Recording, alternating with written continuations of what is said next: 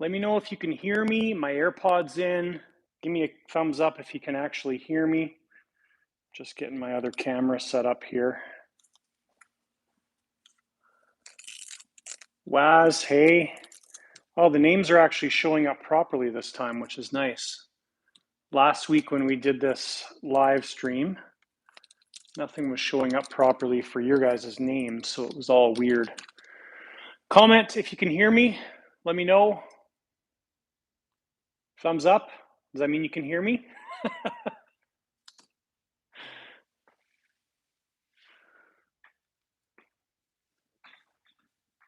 Okay, I'm gonna flip this camera around. Not yet. Oh, there's Katie. Look at that. All right, so we got Katie manning the camera this time, which is absolutely awesome because I don't need to worry about the camera.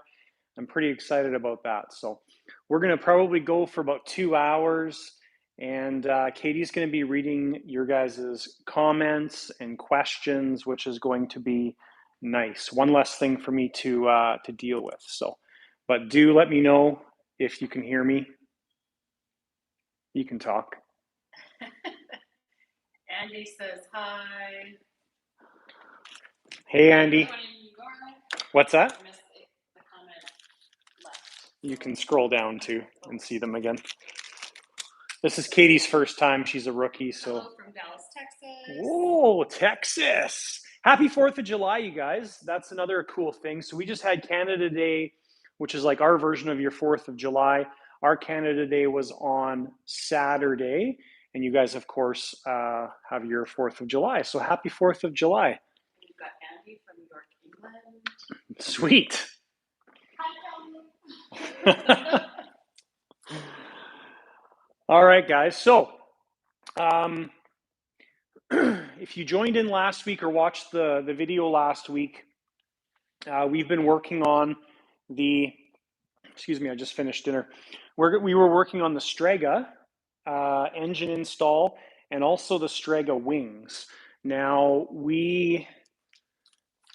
those two videos are done. So if you watched last week's live stream, we got both of those videos done. They're just uploading to YouTube. So tomorrow's video is the Colm install on the Strega, which is cool. And Sunday's video is going to be the first Strega build portion. So covering all the equipment, the elevators, tail section, and the ailerons. No, gear install, sorry, we haven't done the surfaces yet. That's what we're starting now. So this video that we're working on tonight will be 2 weeks in the future. So if you guys are watching this, congratulations, you get some behind the scenes footage. So Tasmania, wow. I'm just coming over here to grab the wings. They've been sitting off to the side since yesterday.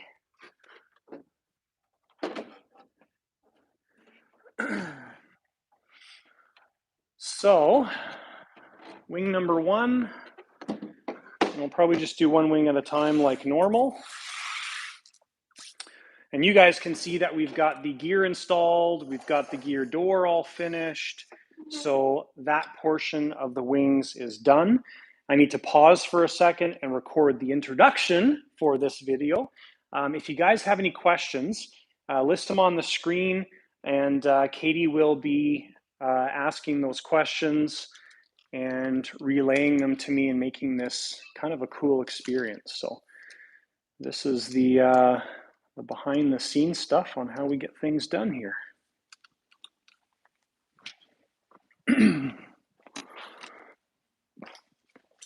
So there's a lot of camera production in this whole ordeal.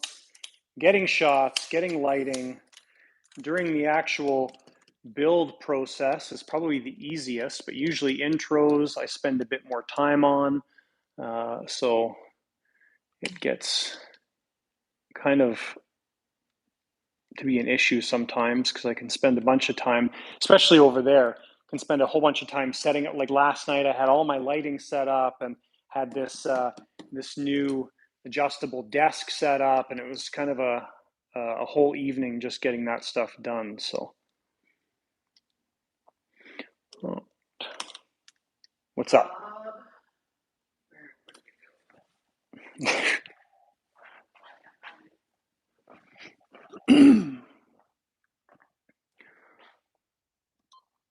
Oops. Rob from Seattle, I'll just paraphrase, wanted to know where you found Trusty. Oh, I'll talk about Trusty. And I lost Trusty again. So we had an event this past weekend. The night before we were leaving, Katie doesn't even know this. The night before we were leaving, I lost Trusty out in the bloody field. And I'll tell you more about that. Just give me a second. Hey guys, welcome back to the channel and welcome back to the Carf Strega build. This is build video number 3 in the series. We're diving back into the wings to kick this off. Thanks for watching. Let's cancel that. Thanks for watching. Let's dive back into the wings. So you can see there, all the magic happens in the editing. So you're basically recording, pausing. If I say too many ums or uhs or anything like that, I will usually try and mentally cut that stuff out and just cancel it while the video is recording. So Trusty usually lives right here in my apron, along with 2 other normal versions. And he was asking where I lost Trusty. Well, I can't find the comment. That's okay. I'll just talk about Trusty. Where you lost it and how you found it. So I lost it a few years ago. It was at the flying field. And I thought I lost it, but it was actually just in my toolbox. I buried at the bottom. But so on Wednesday night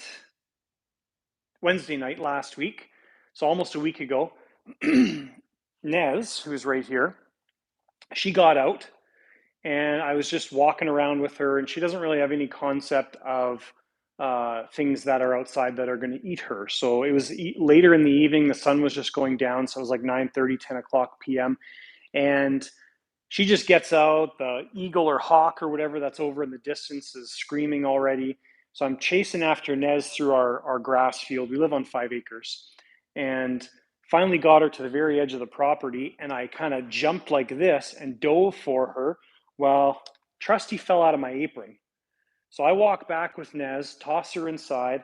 My phone rings, and I'm talking to my friend Stacy, and we're just chatting. And I look down. I'm like, "Oh crap! I just lost Trusty because it wasn't in my apron, right?" Anyways, I had to go walk through the grass and retrace my steps. And as I got to that last portion where I kind of dove for Nez, I looked down and there's Trusty. It's like, oh, the sun was shining down and I found him. So, yeah, Trusty, I've had this thing since I was, I think, about 15 or 16 when I worked at a bike shop. This screwdriver actually was, it's this exact screwdriver right here, sort of. This is the newer version. I don't know what the camera looks like, but so a certain bike part used to come with this tool, and I needed a tool to do one specific job. I can't remember what that job is, but I needed this bend on it, and I needed it to be a little bit shorter. You can see there, it's a little bit shorter in length, like, I don't know, about 5 millimeters. And so I made this tool for whatever that purpose was, and I've been using it ever since. I mean, it's absolutely disgusting, covered in epoxy, and it's pretty gross. So, but this is actually the screwdriver that it was originally, and that's Trusty now. So it's got just the right bend on it and angle and everything. It's basically non-repeatable. It's a one of a kind.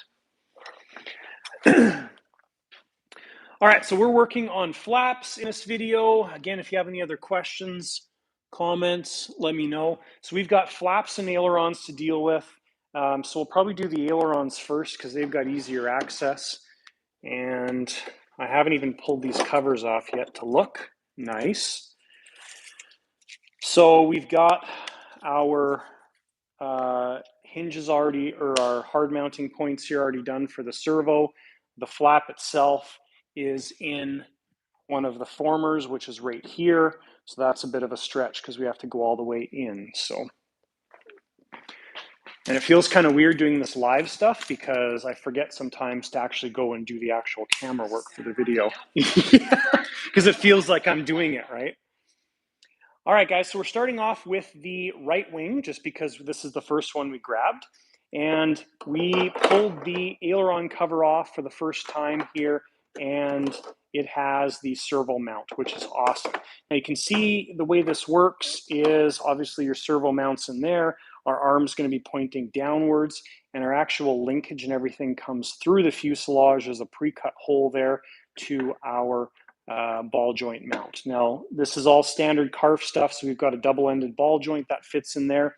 The flap servo mounting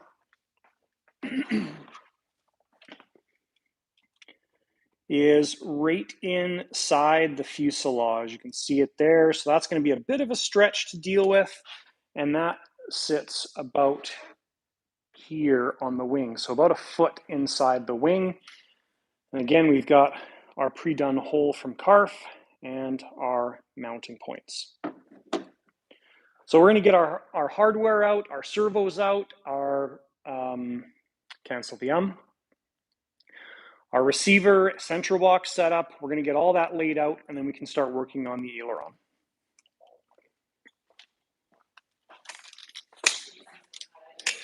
Yo, Stacy, what's up? Seems like it's been so long since I've seen you, and I'll see you tomorrow again. Katie needs help with that. Just don't cut your hand. It's kind of sharp.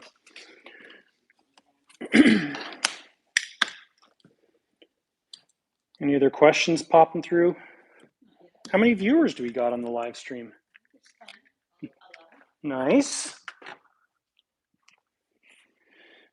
All right.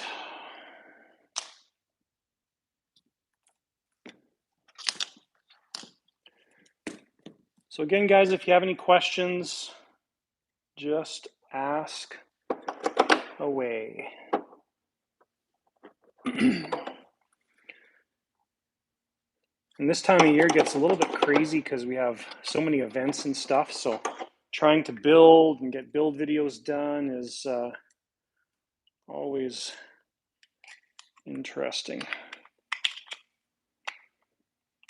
Trying to feel like I'm staying productive is tough sometimes. Okay, hardware is all right here. So building this plane is a little bit of a challenge because we do not have a manual, or at least we do sort of have a manual, but it's the P51 manual and doesn't always apply because some of it's pretty old information. So we've got the short ones are going to be used on the aileron, I can tell just from the length, and the long ones are going to be used on the flap. So that's fine.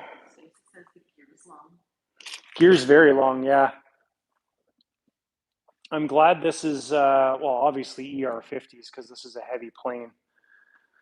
But yeah, the gear was definitely a challenge. You guys will see in the video. So the video covering the gear is going to be on Sunday. But probably the most challenging part of the gears is two things. Number one, positioning of the gear, because when you put it in, it's got so much movement.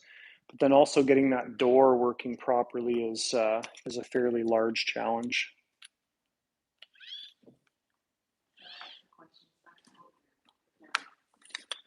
Is there a video of your F4 flying coming out soon? My F4, no. David's F4, so the other F4 that we built at the same time, that's the video that came out this morning. Yeah. Is that this morning? I can't remember what today's video was. What the heck was today's video? What is today? Tuesday? Oh, that was Sunday's video. Sorry. Again, when I go on events, this is everything kind of melds together. That was Sunday's video, was David's F4. My F4 is up there still. Well, it's not mine anymore. It's actually been purchased by a fellow down in New York. And so I was going to bring that plane down to Montana and maiden it, but we ran out of room because we had so many big planes to bring down there. My trailer was packed. our Armada, our tow vehicle, was packed as well too. So we didn't get to bring that down there. David's is set up almost like it's essentially identical, except obviously a single engine versus a twin engine. So with that, basically, David's needed 0 adjustments. The plane was dialed in 100%. So really no reason to worry about the maiden. So we're going to be creating that off and bringing it down to the US to be shipped, probably in the beginning part of August is the plan. And another question. Yes. From Edgardo. Says a while ago you mentioned about your next film project, and you mentioned that you have a Super Bandit BVM. Any news or updates about that? Good question. So if you look above the F4, you'll see a white kit up there. That's an old BVM T33. And then over, you don't have to stand up, but over here in the bellows of the shop where we stack all the kits, gets done over in that corner as they arrive. Over there is the Super Bandit. And so both of those will be happening this winter.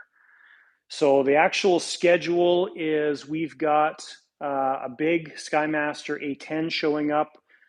We've got an XL F14, we've got an SU30, and we've got at some point later this year, we've got one of the F22s, the new big one. And so that's kind of the stuff that's going to happen initially near the end of this year. And then during the winter time, we're going to be working on those 2 kit builds. Now they're obviously a lot more in depth. There's a lot of stuff to deal with on them. So they're going to be fairly lengthy builds, but those 2 will be happening.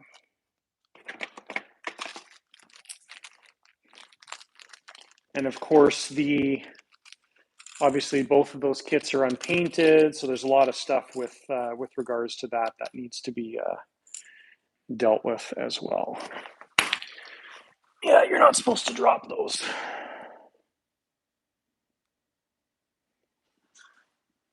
Another question.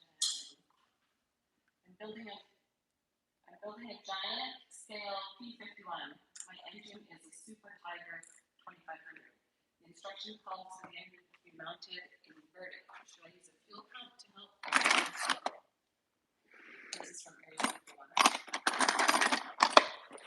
51. Oh, what brand of engine is it? If you don't mind commenting on that as well. Obviously, I would. I don't know if you said in the question what brand it was, but best suggestion I can give you is always just follow the manufacturer's recommendations. Now on the Carf Strega here, we're using a Colm engine, obviously, and Super Tigers. It's an Italian made. Oh, Super Tiger. Okay, yeah, that one I don't know. I'm not overly familiar with it, but I mean, if you do a bit of research and people are installing a fuel pump or a pressure assembly, then there's really no reason not to do it. Obviously, it's going to be more reliable, but you do have options, right? So in the case of the Strega, we have the option of using a fuel pump or a pressure system. So the reason we opted for a pressure system is, sure, you have to pump it up every single time, but there's nothing to fail on this, right? It will never fail. The only thing that's going to fail is you remembering to pressure it up, which really isn't that big of a deal. With a pump, if you run the pump pressure too high, the pump's going to fail. Obviously it's a mechanical device, and there's more areas for it to fail. So when I was talking with Colm about this engine, they actually recommended the pressure assembly or pressure cylinder because it just keeps things so much more simple and it just works.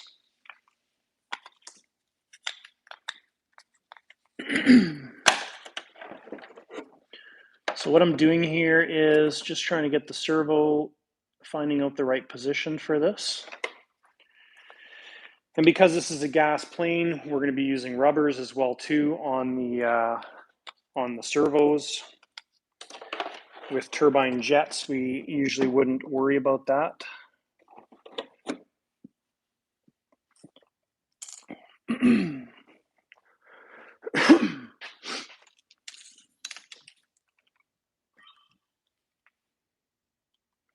All right, so we're just getting everything lined up here on the wing, on the aileron surface. Now, we are using rubbers on our servos because this is a gas plane, because we've got lots of vibration. And the other thing the rubbers do is they bring everything out in line to the servo hole. So when we put our servo arm on here, the carf setup is using a clevis on the servo side, the double ball joint on this side. So that clevis needs to be in line with the servo arm.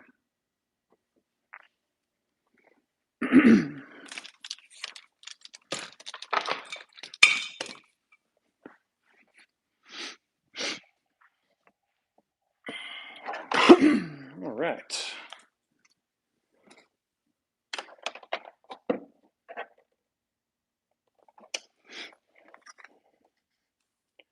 So,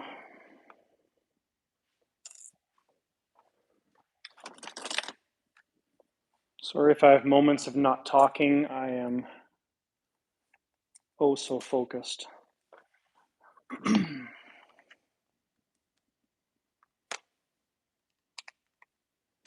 So one of the other questions I got, I think it was on a comment on the last live video from last week, was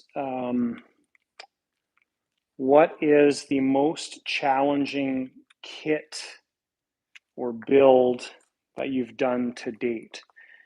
And there was two that popped in my head right away. The first one that popped into my head was the F-14 we did a year and a half ago, I guess. The most challenging thing about that F-14 was, number one, it's not a very big plane, so getting everything installed in such a small area is not always easy. And then the other thing about it was the landing gear. The landing gear was terribly difficult to deal with. And I can't remember the exact number, but I think I spent close to 40 hours just on the gear alone. And that's painting it and dealing with it and troubleshooting it. And it was an absolute nightmare. But eventually we got it working. And now that gear is ultra reliable. While we were in Montana, we did a swept wing flight. So that video, it's already uploaded to YouTube. It's just waiting for the videos to come out in succession. So I'm not sure exactly when it's going to be released yet, but it's probably going to be a next week video.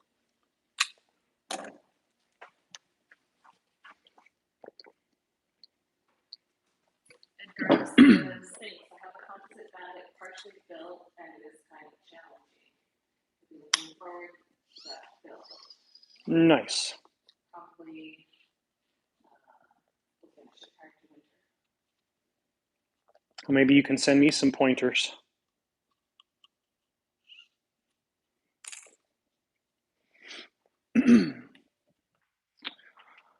All right.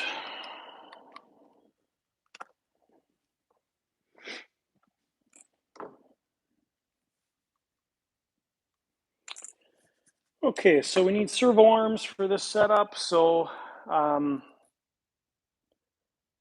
the stock nylon ones are probably going to be fine, but we'll use carbon ones, I think, instead. So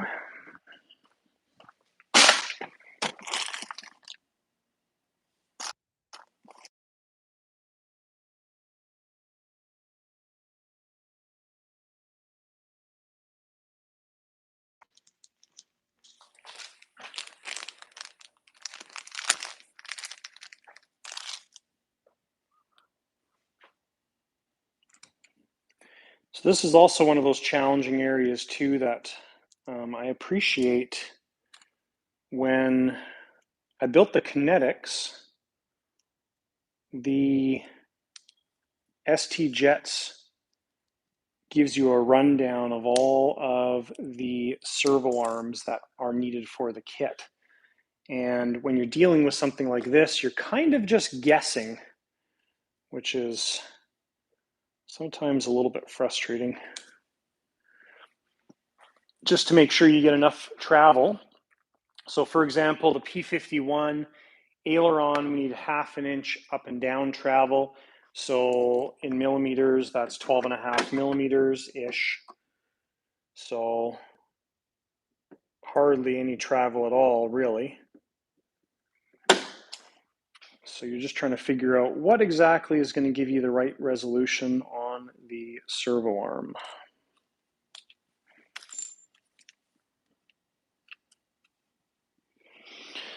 Okay, so we'll play around with that a little bit. So what we're going to do is we're going to fire up the radio. That's going to allow us to center the servo.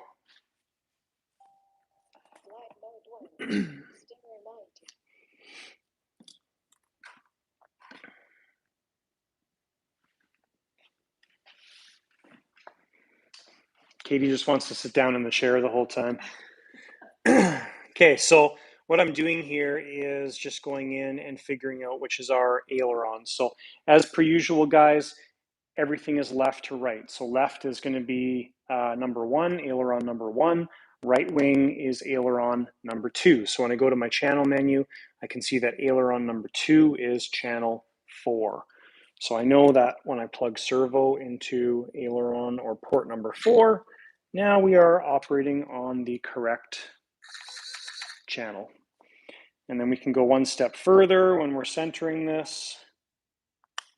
So we're going to get it close to being centered. And we'll go into servo setup, channel 4, subtrim. So we're centered. And now we're going to check the direction. So when this is sitting in the fuselage and we go right aileron, the arm's moving towards the surface. And if it moves towards the surface, it's going to push the surface up, which is acting the correct direction. So we don't need to reverse that servo right now. It is moving correctly. So that's good and set up. And then what we can do is put our servo screw in.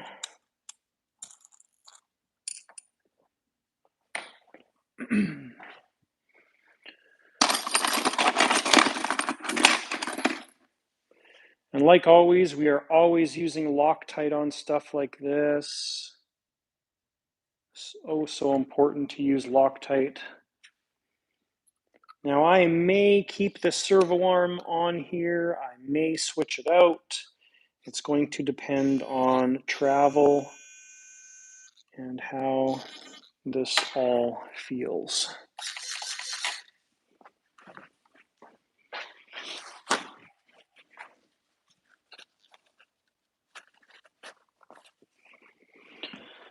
Okay, so what we need to do is we need to set up a servo extension going to the base of the wing, which is going to be there. The double camera effect.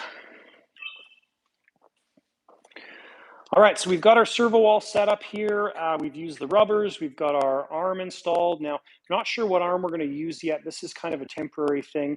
And the reason for that is we don't know what kind of resolution we're getting, what kind of servo arm length we need. So more of a temporary thing. So servo's been centered, direction's moving the correct way. We need to create our linkage coming to, or our cancel that. We need to create our servo extension coming to just above the wing tube.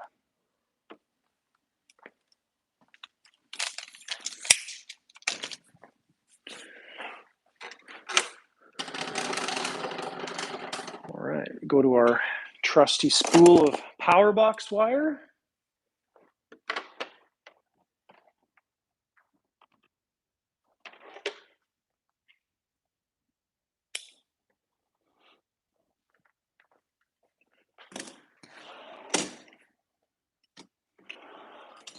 And because we are back and forth from events, stuff is everywhere, not where it's supposed to be. Huh.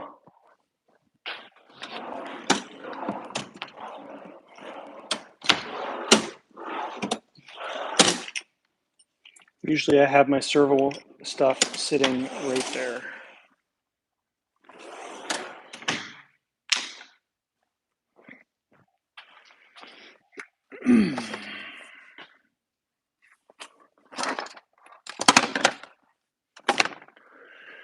All right.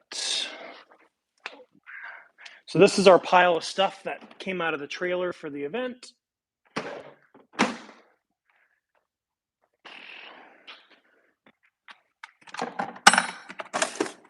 Oh, there they are. Right where I left them.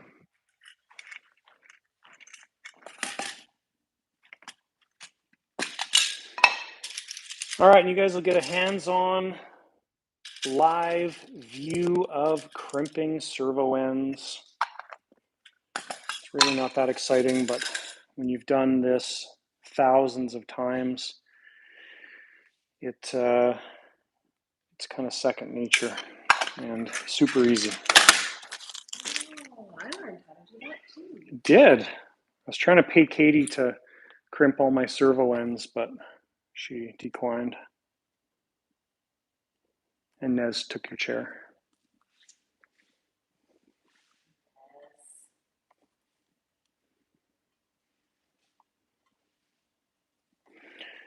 Okay, so cut all the ends off, about 2 to 3 millimeters. Crimpers, blue handle crimpers. And get it started.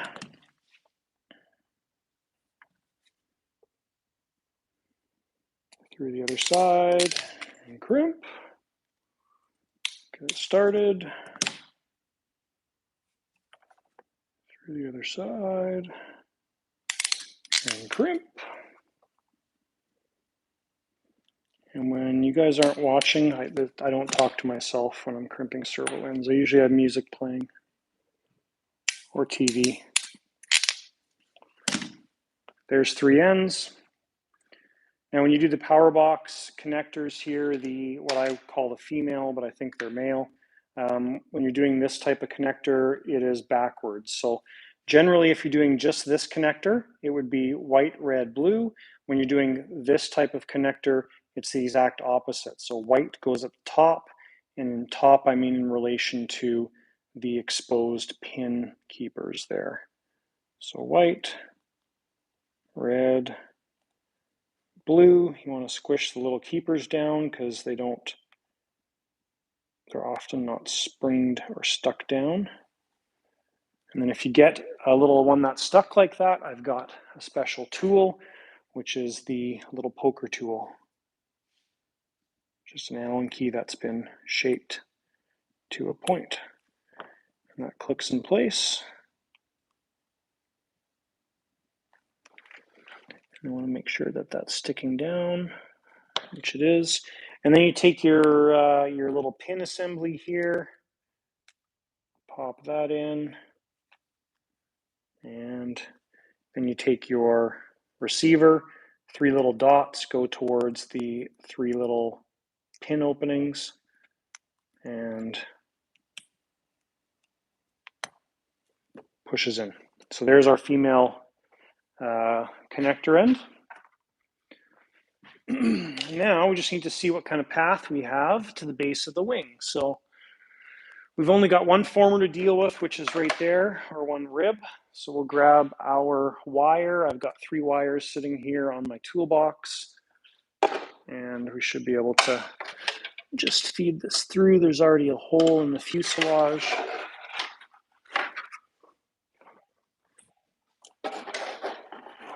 So wires right there.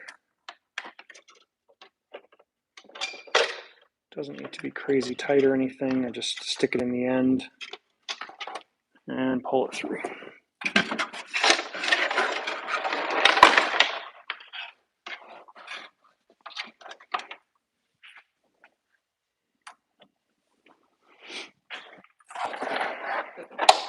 Okay, so that is our servo wire for the aileron. Now we are going to, I never leave the lines full length because you don't want your connector to be buried in the wing. You want it to be accessible right here when you are ever changing a servo or taking the servo out.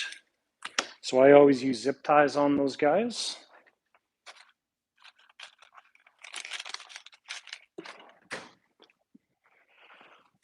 So just a little back and forth,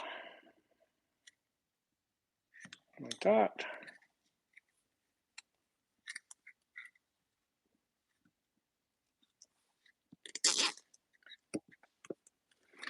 Not crazy tight, just enough to hold the wire. And sometimes I guess in the videos you'll see I have a little box on the table. That box is my little garbage.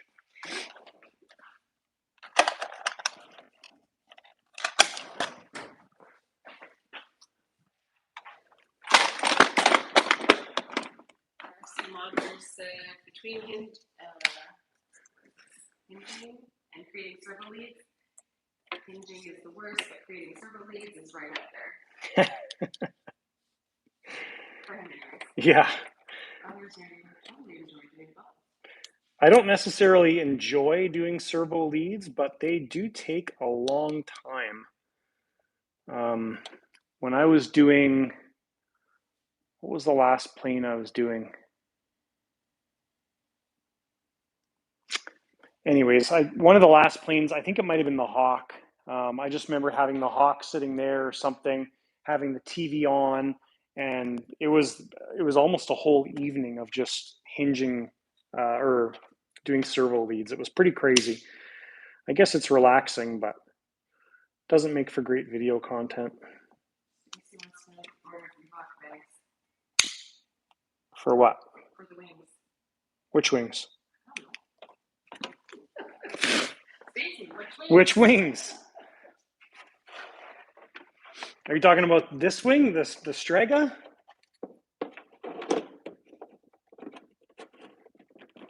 And by the way, this is Stacy's plane, who's actually commenting right now.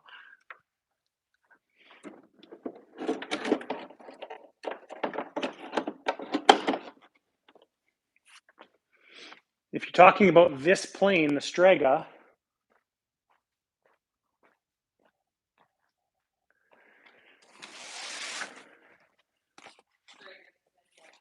yes, we have wing bags.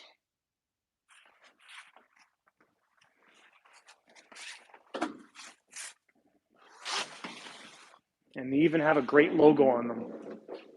Ooh.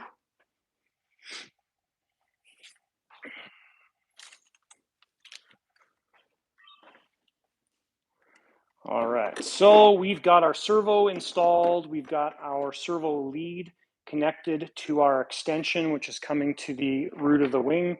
And we used, as per normal, a little bit of shrink tubing to hold that entire connector together. So now we get to figure out our linkage setup. So what I'm going to do here is I am going to get the linkage set up on, cancel that, I got to be in screen. So what I'm going to do here is I'm going to get the linkage set up on the servo side, and when we put it through here, it's going to be easier to get the servo installed. Cancel the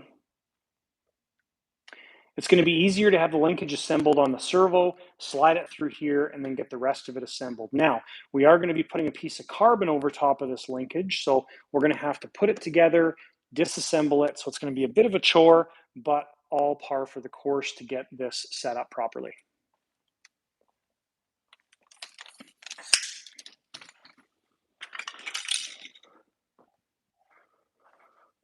Now, Carf included this carbon rod. I hope it's for making linkages, but I don't really know. So I guess we'll find out.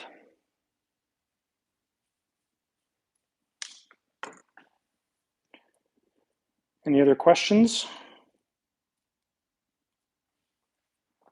Nothing? Everybody's quiet, eh?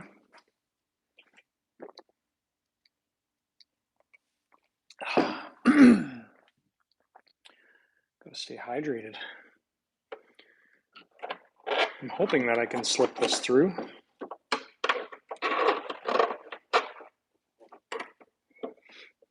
This may be very challenging, actually. RC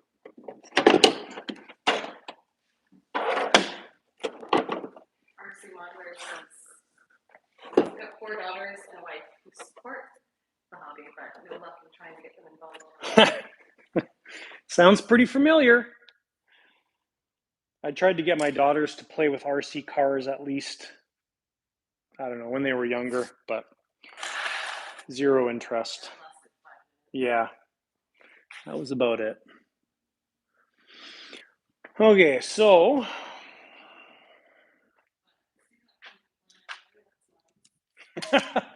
they may not be able to hear you because it's got to go through my AirPod, right? That pink plane up there is Katie's.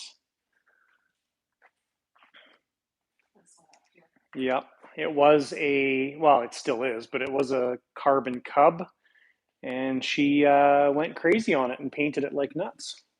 It looks good though. Yep. And we do have all the video recorded for it too. We just haven't done anything. Katie assembled it all by herself. Maybe we'll do that. All right, guys, so just playing around with the linkage here, and we've got a piece of wood in the way underneath here. So you can see there that our linkage won't go at the correct angle. So what we need to do is we need to get that dealt with so we can take this linkage and flatten it out more. So we need to sand down some of the wood that is sitting right underneath this area.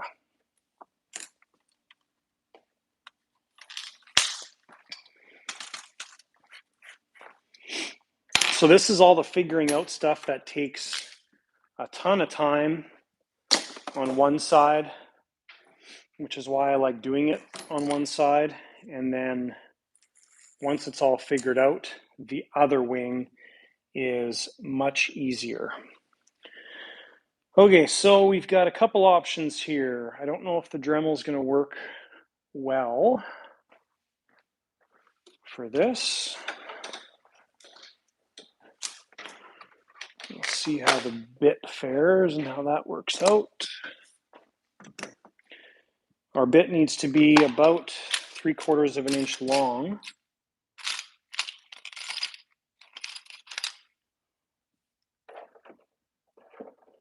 So that may work.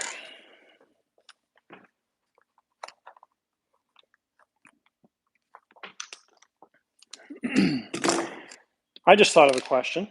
So one of the things I thought of is why I store things the way I do. So something like this, like my most commonly used Dremel bits are all in this little box. Reason being, like if you look at all my parts here, you've got a whole bunch of parts, like those are all full of airplane parts. That's my servo box, more airplane parts, Swewin turbine parts, fuel system and lighting parts, spare turbine. Reason that stuff is like that is because I like to have all this stuff when I go to the field. So during the summertime, my parts come with us when we go flying. So I like to have things like this where I can just take my drill bits or my Dremel bits and my Dremel, put them in the trailer, and I know I've got all the parts that I need to pretty much be able to fix most things. Okay, so let's see if this is going to work.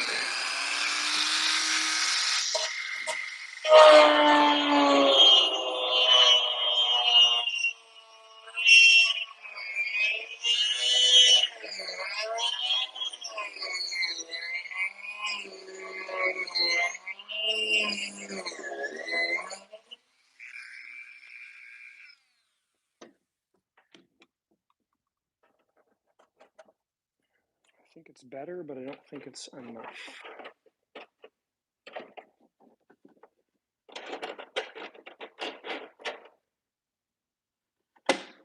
No, not enough. So second plan, we'll use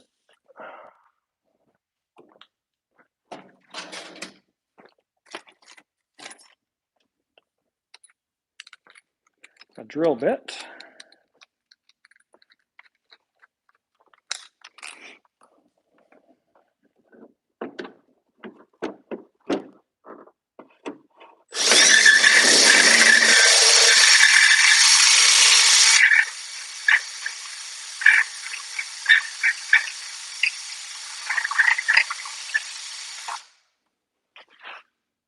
I think that did it.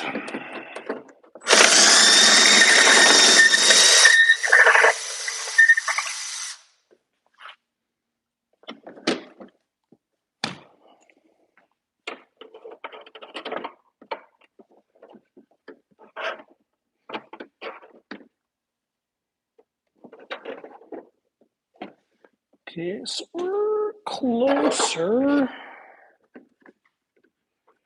So the problem here is that we've got to overcome this angle and it's got to be nice and flat.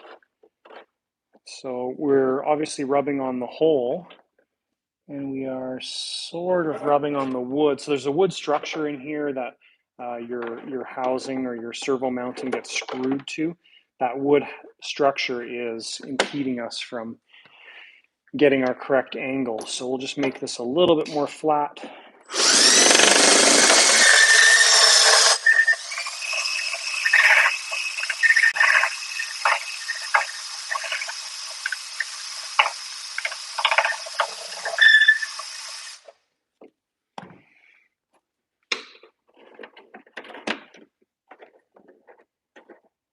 And that looks like it's going to be enough. Yeah, that should be good. Steve says hey. Yo, Steve, what's up?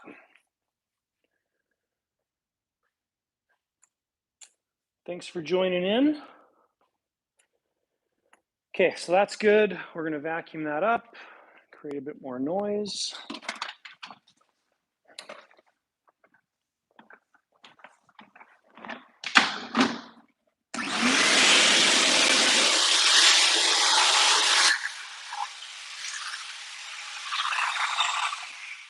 Oh, we were talking about challenging planes earlier. I told you there was two and I only mentioned one. I'll talk about the other one in a second. I got to video this portion here.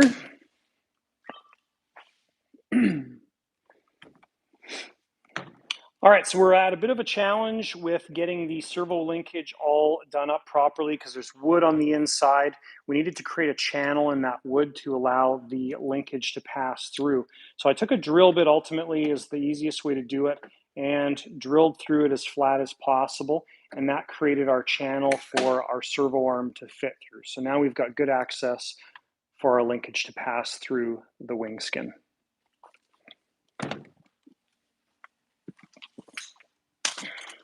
So challenging plane number 2, that was the PC6 that we did.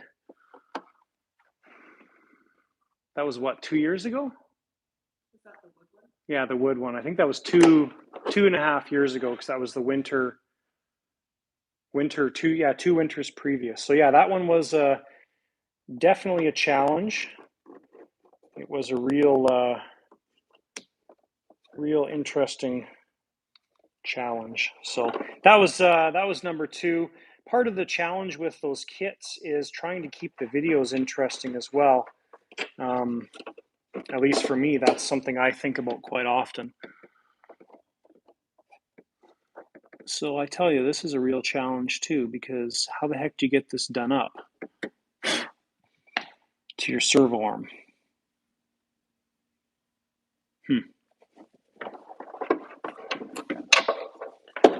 This is interesting.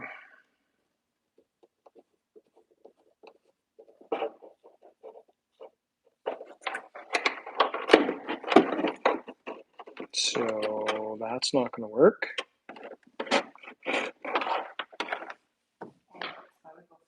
Yeah. Yeah.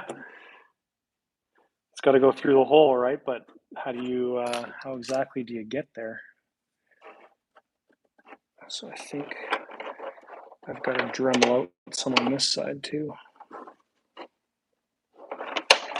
Yep. All right, so we've got to create a channel from this side as well.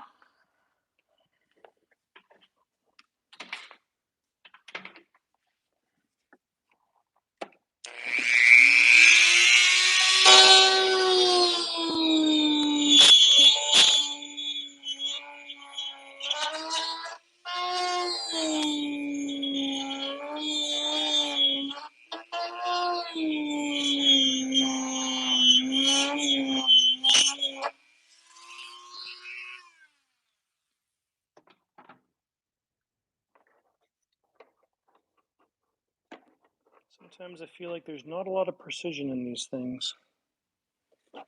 You just cut and grind and smash and hammer. Yeah, I'm not really sure how we're going to make this work. So maybe what we'll do, I've got an idea. We'll put a little bit of CA on this.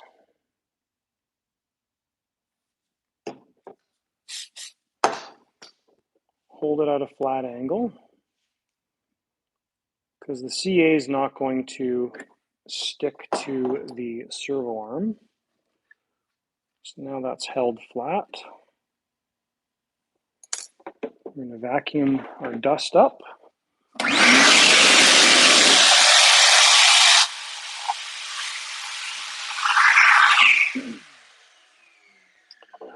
And for lucky,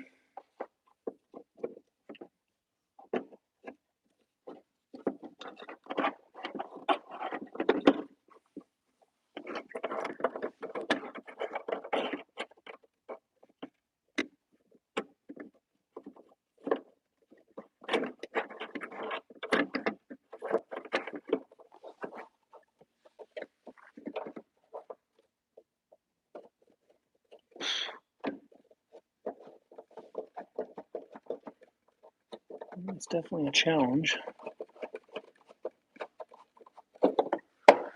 There. Now, one of the downsides is going to be we can't really put a carbon sleeve over top of this really easily. There needs to be a little bit of thought with that. So, because right now we can't get this servo arm out. So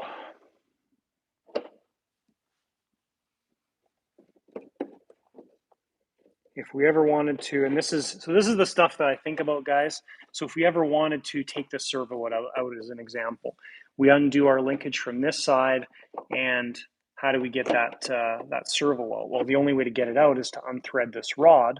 Now, we've got a clevis on that side, and the problem with the clevis is this.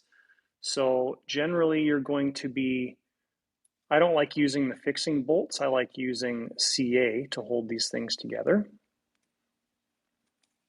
So generally you're screwing it in, putting a drop of CA on there to hold it in place, or using the fixing nut. Problem with that is we don't have any way to tighten this fixing nut down. So if we do put a carbon rod on here with the ball joint on the end, I guess that's going to act as a solid piece, so we can tighten it down, but it's not really awesome. So we may use Loctite on this end. That's the servo end.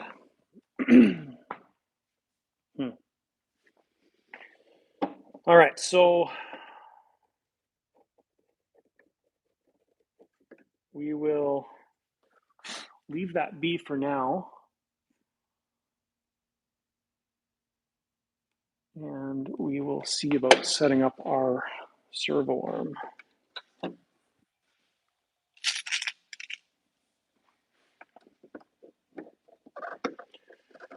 again, if you guys have any questions, make sure you ask away. Katie's womaning the camera.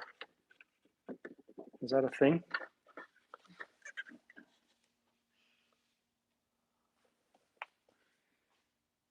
Okay, so that looks like we're sort of at the right length there.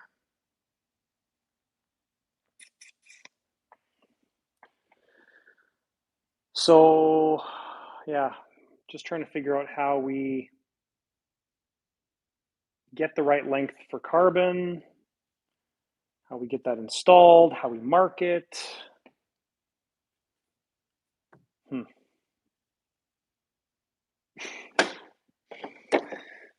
Alrighty.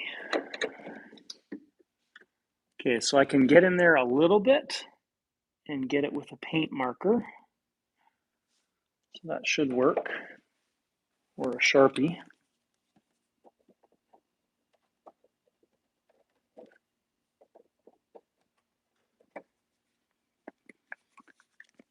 So that's close.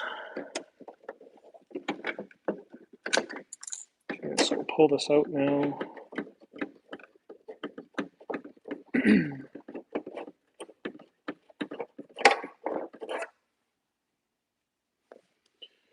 Okay, so if we put the nut on the end, that gives us a solid point to mount against the clevis. So we'll glue that in place.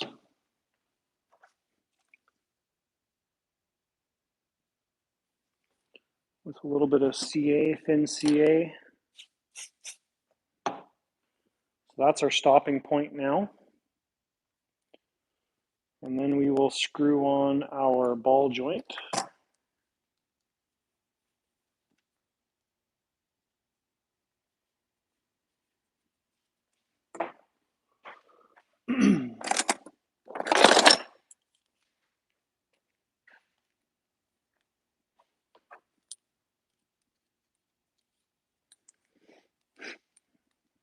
And this pretty much needed to be tightened down all the way, or close to it.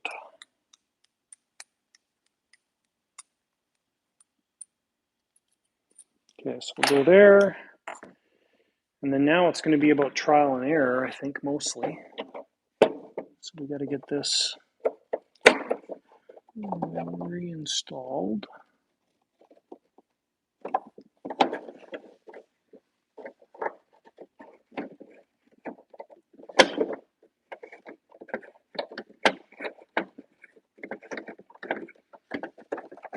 So now what I'm doing is I'm just threading this down into the clevis, and our nut is going to be the stopping point.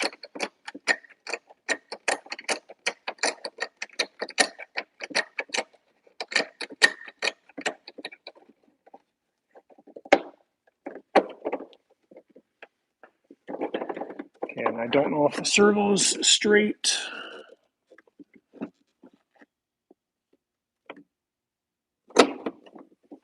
So if I had more access to this, so generally if I'm doing a turbine aircraft and our linkage is on the outside, I'm going to leave that servo extension off, because at this point I can plug the servo into our receiver setup, get everything centered. This one, we don't have any good access.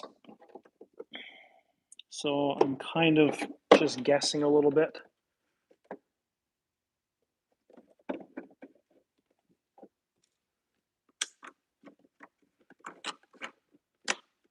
So we're sort of centered on the servo arm, and right now our surface, I'm comparing it to our wingtip here, because this is fixed. So our linkage is a little bit too short right now at this point. So all we'll do is take that linkage and undo it a little bit.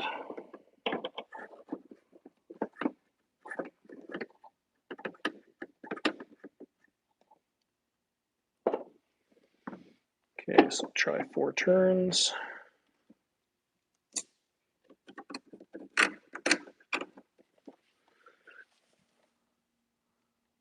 There we go, that's really close.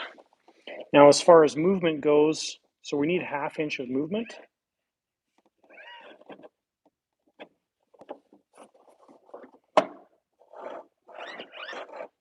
So that is rubbing on the opening, so we can adjust that bigger, that's no problem. But we're definitely able to get 1/2 inch of movement. So that should be no problem with that servo arm like that. Okay, so that is good. Now with this setup like this, now what we can do is we can take this off. So we're going to unthread it from the clevis.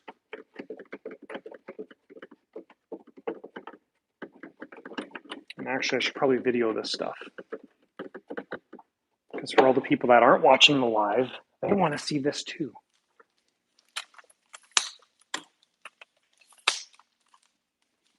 How's it going? Your arm getting sore, Katie?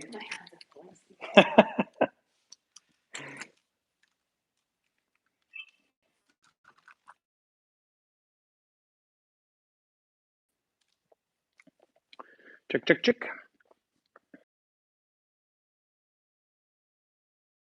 All right, so the ailerons are a bit of a challenge on this aircraft, and part of the reason why is everything's coming through this hole, so you don't really have great access to work on the servo. So we've installed the servo, we've installed the servo arm, we put a little bit of CA holding the clevis onto the servo arm. So when this is in the servo arm, put a drop of CA on there. Reason is that clevis needs to sit horizontal because you can't feed the arm and linkage through the hole with the stock size.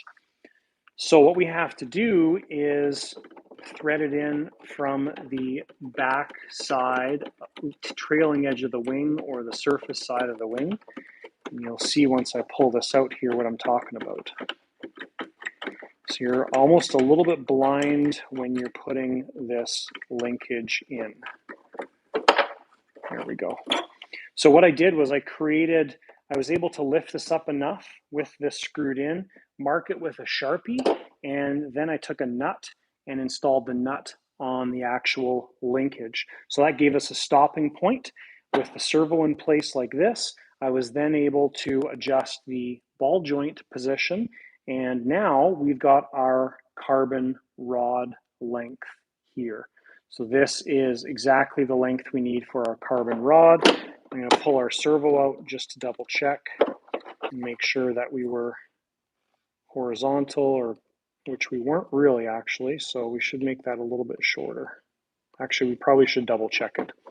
So now that the servo arm is perpendicular to the servo, we'll put this back together and double check it. So this is exactly what we have to do. So we got to thread this in.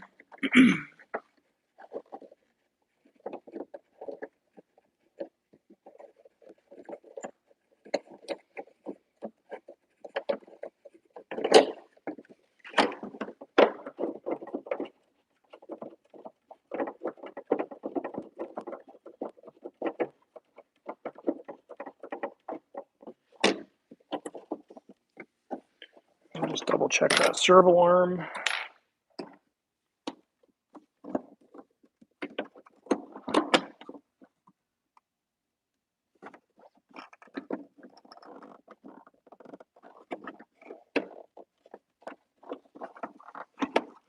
I'll tell you, this is not a easy spot. Okay, so servo arm straight up and down. If we install our ball joint, check from the back here, perfect. So we did get it correct. So now what we'll do is we'll take this out and we will measure our carbon rod, and then we will get our carbon rod installed over top of the metal.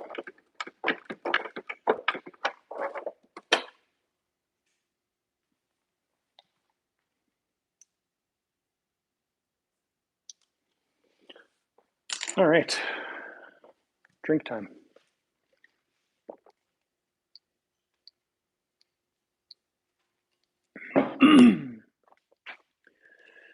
If you guys have questions, ask away, ask away. Now's the time.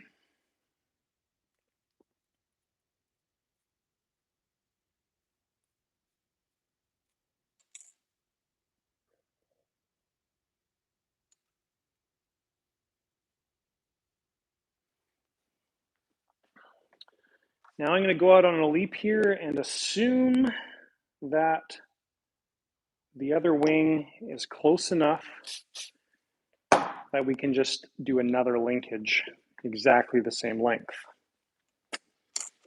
You know what happens when you assume. But we may be in luck. So I'm going to assume that CARF wants us to use this piece of carbon on our linkages. If we're supposed to use it somewhere else, that's okay. We'll be able to find some more, I guess. Maybe we won't use this stuff. Let's see what else we have. This is kind of big, honk and ugly stuff. I think I've got some over here.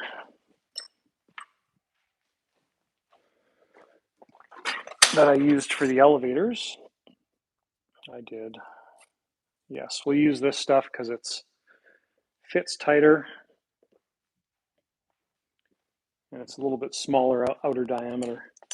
So all I do for this stuff is I just take it, get it all lined up. Then I take a paint marker and I mark the side we want to keep. So I want to cut on the right-hand side of the paint marker. So now I'll just take my Zona saw and cut this.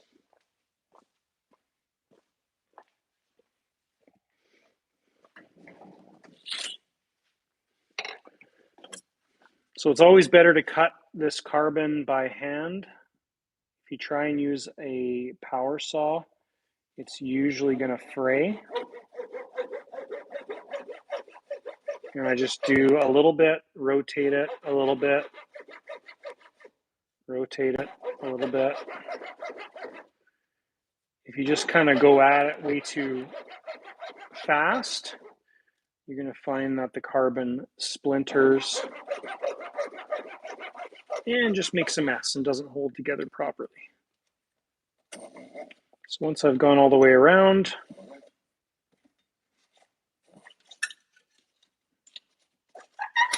then I'll just cut right through. There we go.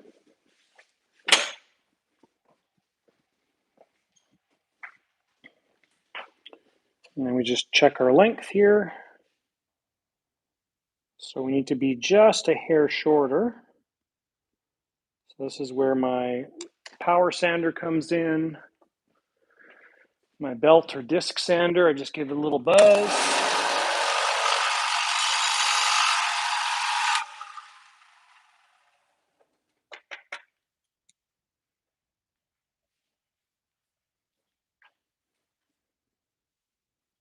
And we are perfect.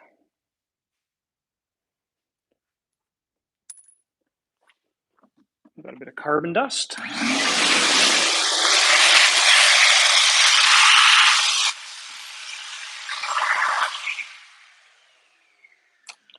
Okay, so I like to high sol these on because it makes for a way stronger connection.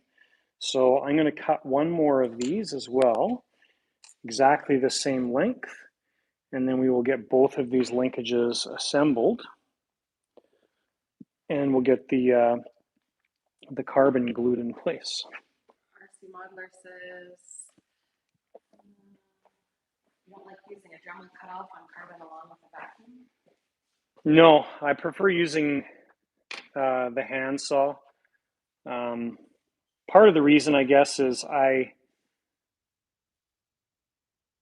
really only use most often a few of my Dremel bits, and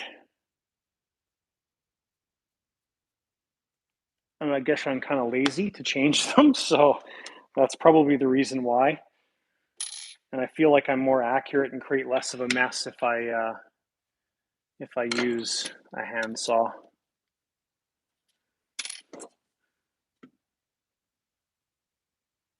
I've got to remember which side of the white mark I'm cutting on.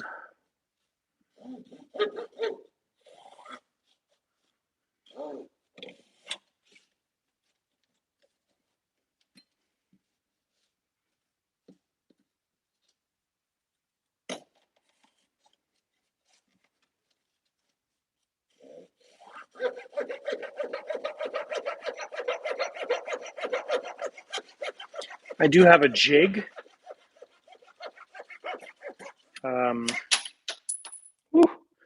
Forget what it's called, where you can cut the 45s and all that stuff with a little metal guy, but it only works with one of my saws.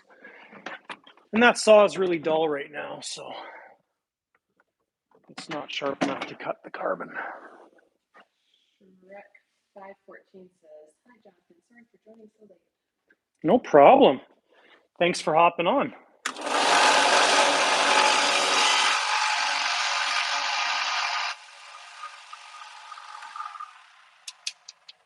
If you guys have any questions, if you're just showing up, make sure you ask away.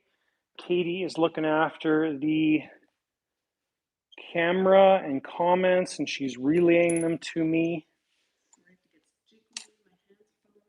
So it's very helpful. She said, sorry, I don't know if you can hear her or not, but she said, sorry, if it gets jiggly, her hands are falling asleep.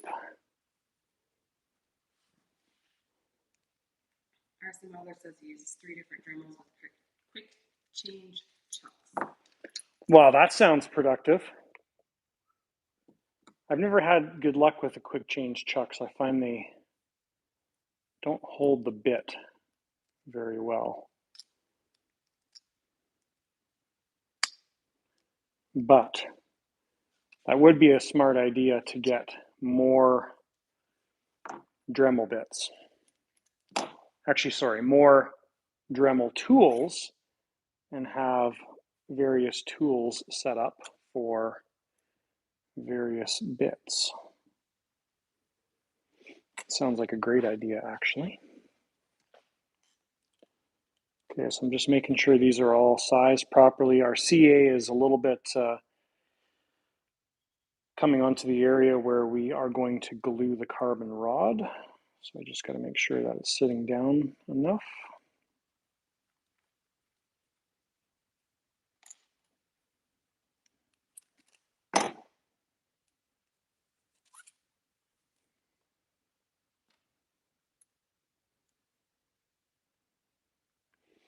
Okay, so that looks good.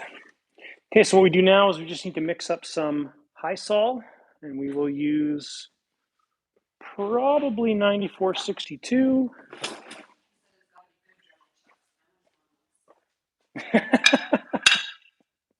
Agreed. A lot of Amazon stuff sucks. It's cheap, but you pay for it. You pay for what you get.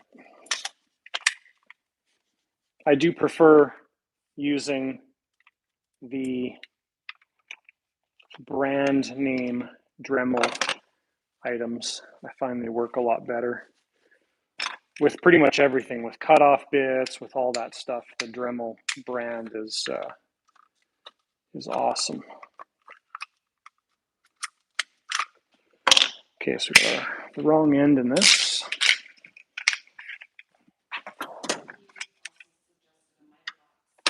Yes, that's the tool I have right here.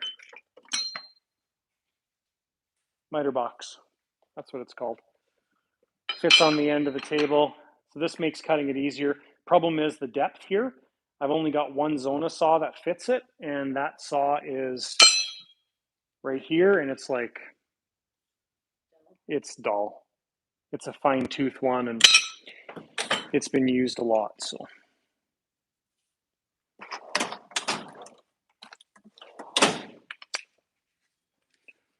And I do appreciate the ideas, because one of those things I think that we can always be learning, and there's always better way to do things. There's always ways to save time. There's always ways to improve.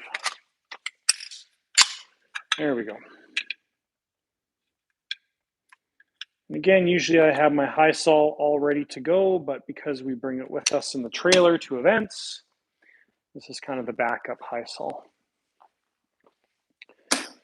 And what do we use to mix high sol? Trusty bent screwdriver.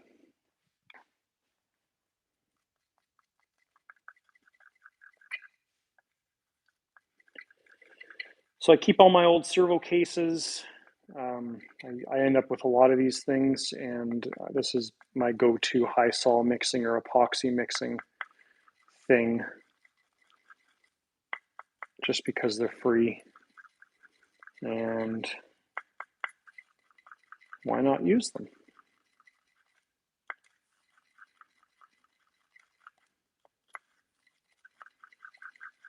Phil in England is here. Nice. Are you using the 5-minute or the 24-hour high sol? So I am using 9462, which is the 24-hour high sol. I also like the E whatever 20. I'll tell you guys exactly what it is. 5-minute high sol I stopped using. I never really used it. Actually, I don't use it anymore. I think I have some, but I don't use it. So this is kind of one of my favorites as well, EAE 20HP. This is the 2-to-1 stuff, so you have to have a different plunger setup. When we couldn't get 9462, which is the long tier 24-hour product, I was using the 20-minute for pretty much everything, and I'm very, very happy with it. So no issues with that at all. Edgar wants to know if you are able to repair turbines yet. Ooh, good question. We are probably ordering our balancer in the next 2 weeks. We're just figuring out some final details, and it sounds like everything is a go with that. So part of the issue with that is it's a massive investment. So without getting into too much of it, if you think about where I'm located in Canada, and our market for turbines is very small compared to some place like the US. You know, we're probably 5 to maybe 10% if we're lucky of the amount of turbine flyers that are in the US. So the market share is a lot smaller. Yes, we can also deal with things from other countries, but generally, most people are just going to go to one of their people that are in their own country. So for us, with having such a small market share of the turbine sales, it's a pretty tough thing to spend the $15,000 to $20,000 US to purchase the balancing equipment. So that's been the holdup, has been justifying it, but it sounds like we are ready to take the leap and make it happen. So to answer your question, not today, but very soon, I hope. And RC Modeler says, how's the radio range testing coming along? Ooh, good question. So the RC radio range testing, for you, I think I talked about this last week. So we are organizing a long range radio test, and that's probably going to happen. I'm trying to organize it for the end of July, middle of August is kind of my timeline that I'm thinking about. And the plan with it is we are going to have each manufacturer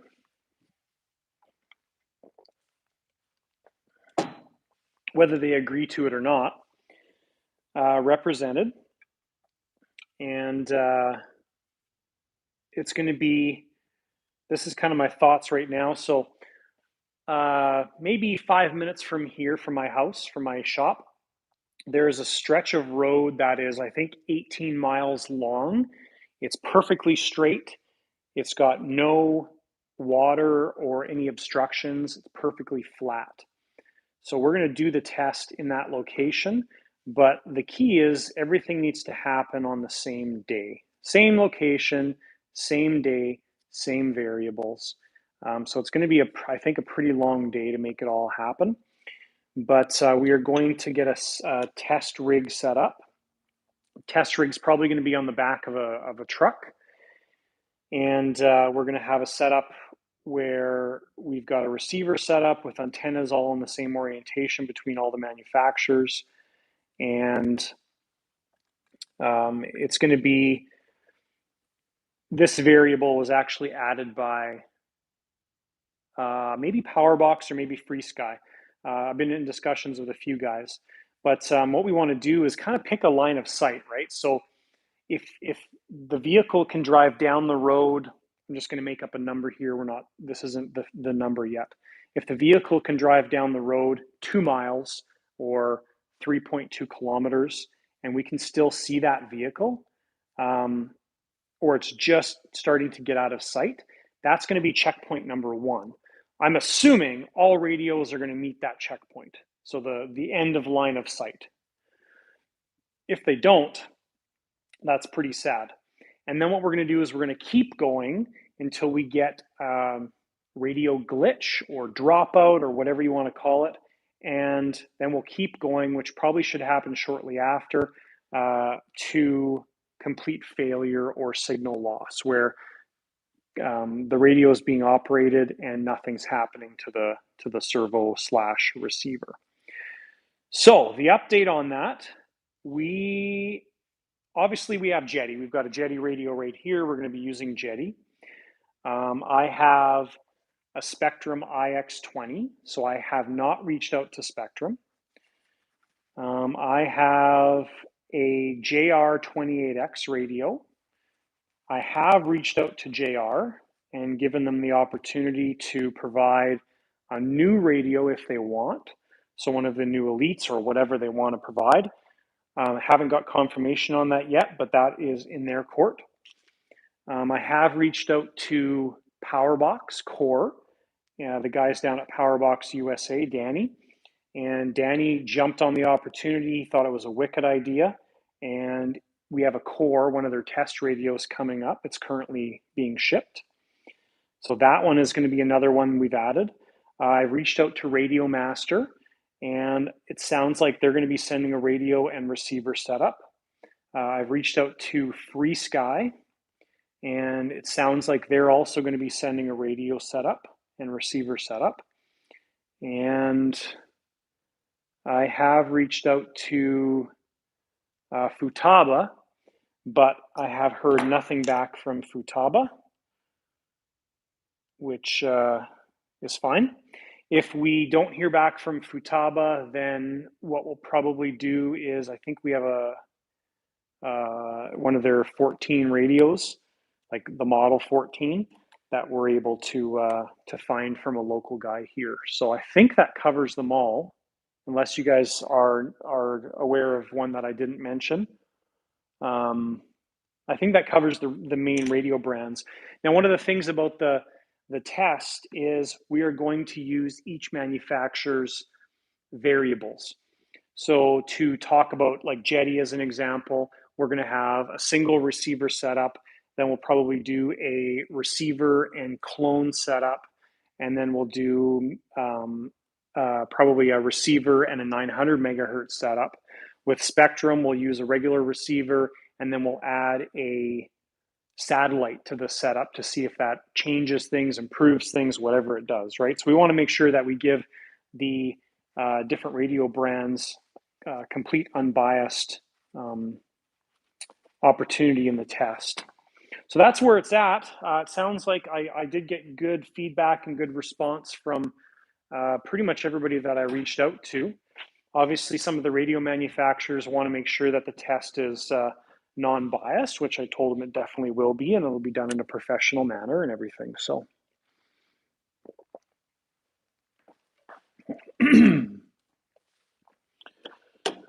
all right. William B says, hi, Jonathan. Hi, Saul. Great topic. Awesome. Okay, video segment.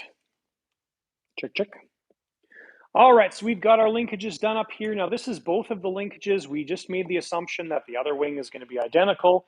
That may bite us in the butt. It may be awesome. So what we've done here is we've cut our carbon. We've used Hysol 9462 long cure, covered the rod, installed the carbon, screwed the ball joint on, and now we've got two linkages that are extremely solid. So we can get one of these guys installed on the servo.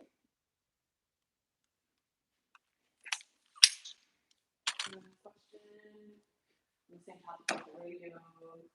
Are you considering using an old FM or PCM radio for comparison purposes? Old versus new technology? That's a good question. Good thinking. I don't have any. I'm sure that we could. That's a really good variable to add. I'm sure that we could probably find one. That'd be cool. I'm going to do some searching. I mean, there's lots of old guys everywhere in the hobby, or people with old technology. It's just a matter of getting one that they're willing to let us use. But good suggestion on that, actually. I'm going to make a little note here on the board This is my master board where everything's planned out.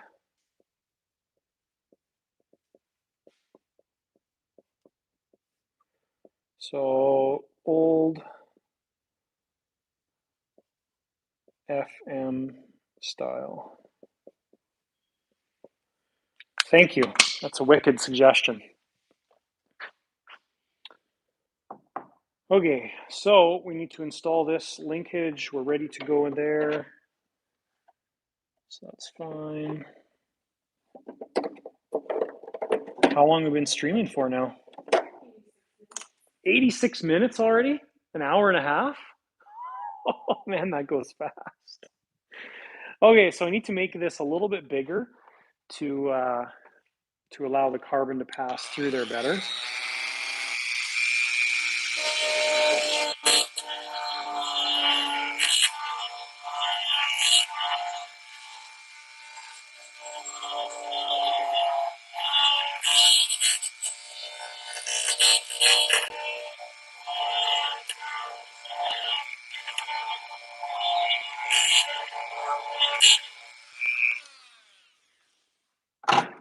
There we go.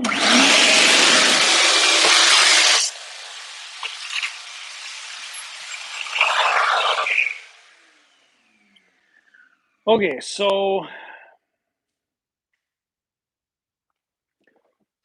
now if we want to get this out later on, here's my dilemma with this is if I just screw this in, I'm relying on my tension that I add to keep that tight. I'm going to use Loctite on this because if we do need to get it out, we will just deal with it and get it out. So we use just a little bit of blue Loctite, not much. You can see there. I just feel safer doing that than not.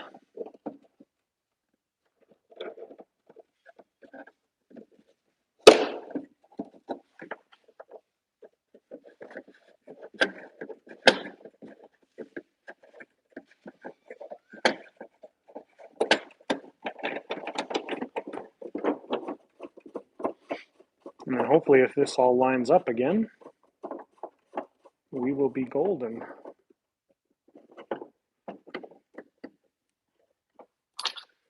Give this a bit of a turn.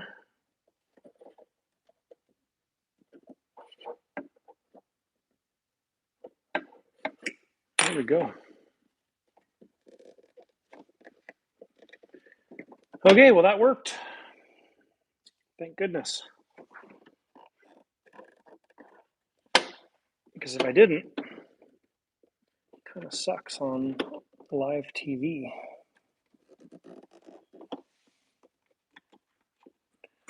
All right, so we do have a little bit of restriction here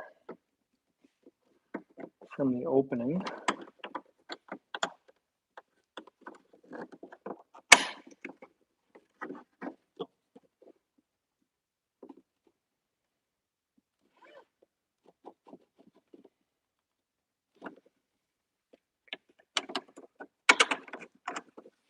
So again, we just got to make sure that we can get our movement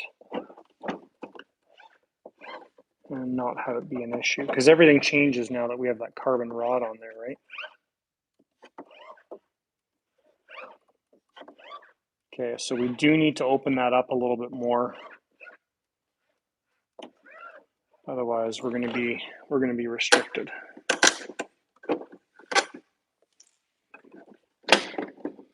So we got to unthread this guy.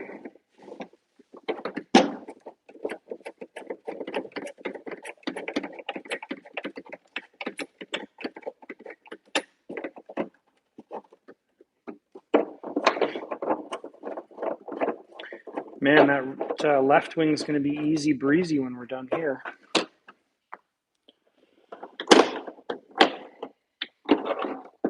So we're restricted in two directions. Number one, we're restricted on the actual skin, and number two, we're restricted on the underside still with the with the wood that's in the way.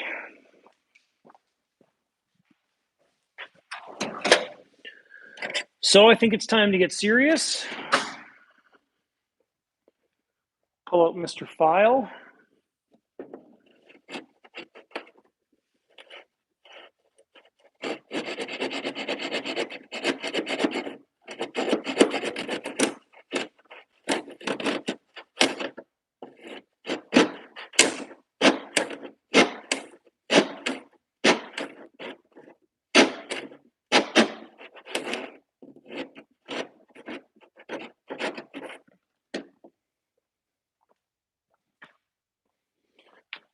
Need help from one of my balls. See what I did there?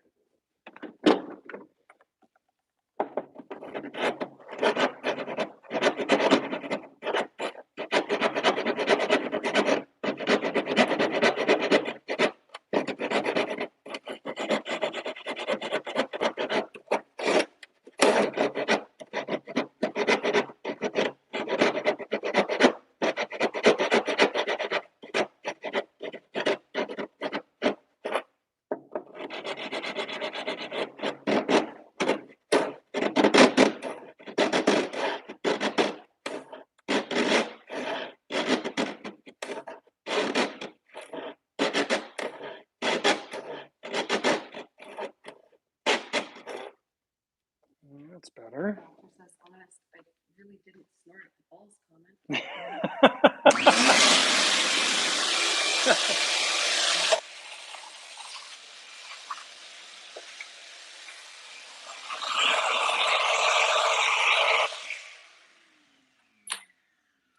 Well, when we were heading down to Montana, I posted a little quick video, a little short, just reminding everybody to make sure you lube your balls. It's very important. Balls on your trailer, of course. That's clearly what we were talking about.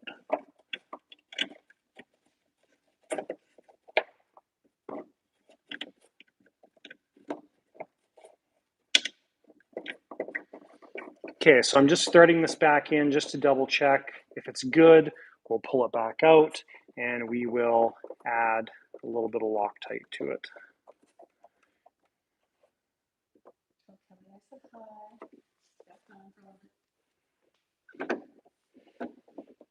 Kelly says hi. Katie says hi. What? Confused.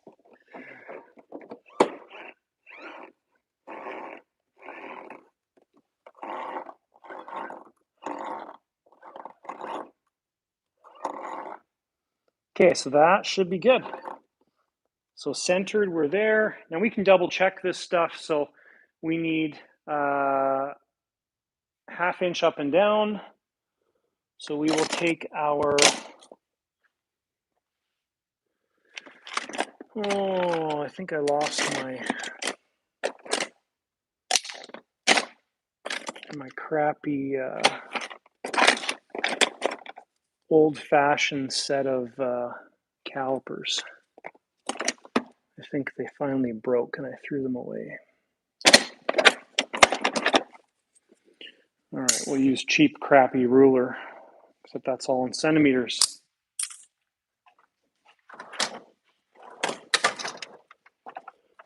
All right, fancy calipers. So we'll go with 12.5 millimeters. So for measuring at the root of the surface, 12.5 millimeters, 1/2 inch is not very much at all. So we're getting more than 12. And if we're measuring at the tip, we are getting 12. So that opening size should be good. Yeah, that'll work good.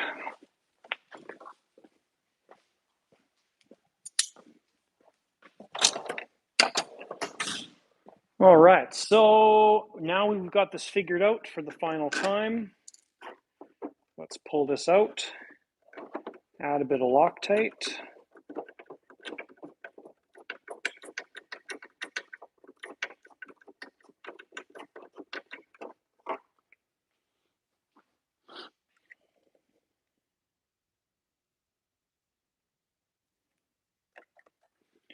and hopefully the last time we need to put this together.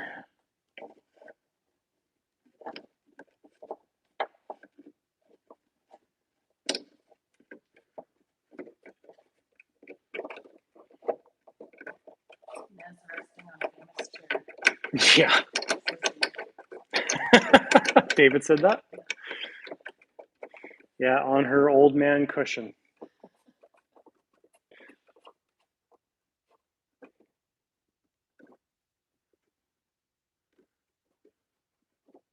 There we go. So let's video this and we can screw that down now, which is very exciting. All right, so we've got this all figured out. What I had to do was open up the opening here more because the carbon rod takes up so much space up and down. So this is definitely a requirement to open up that section. So I took the file, used the file to number one, get rid of more of the skin. Number two, get rid of more of the wood that was on the underside of the opening. And we're good now. I've put this all together. I've checked our movement. We're getting more than enough movement, so we've looks like we're all set. When I put the linkage, cancel that. When I put the linkage inside the clevis for the final time, I put a single drop of blue Loctite on there. So when this is screwed all the way down, it's being held in place by number one, the nut. We've got this tightened down to hold it in place, but also the blue Loctite's going to keep everything nice and tight and prevent any slop between the clevis and the threads. So now we can connect this here, and then we can get our servo door or cover plate screwed down.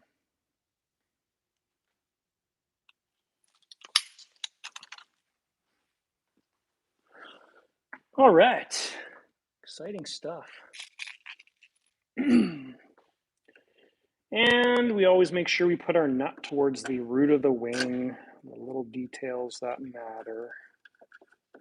Now, it's important to get these tight as well, because if you look here, the carf ball joints and the, I think, 3mm Allen key nuts or whatever, always have a little bit of play. So I like to make sure I snug that down pretty tight to make sure that that play doesn't exist. And you'll see as soon as I tighten this down, that play that we had will disappear. I'm doing this all backwards.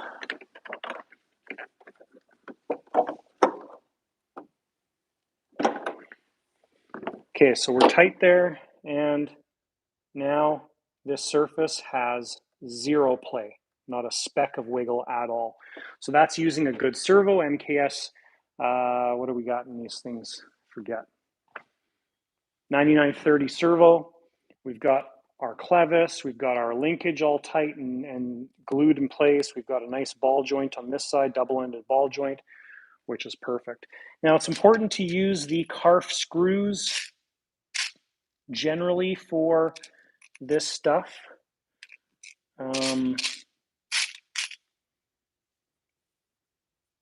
Now this hasn't been pre-drilled, but I'm thinking because it's such a big surface, do we use the big screws or the small screws? I don't know.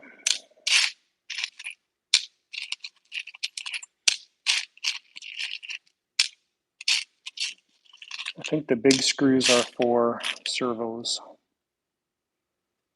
Yes. We're going to be using the small screws. I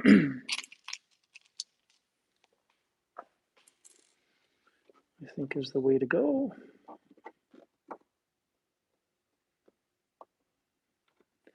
I don't know. I think the big screws.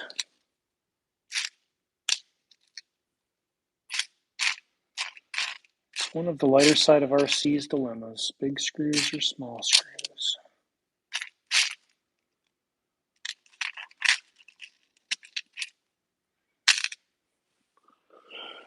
These covers look like they would fit the big screws, so let's use the big screws.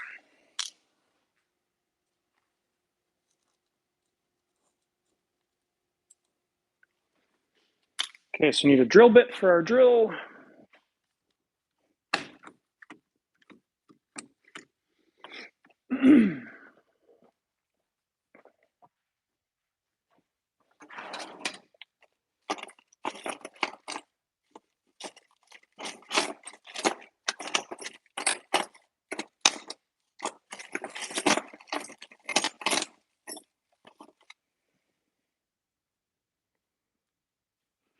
Again, all my tools are buried in the massive pile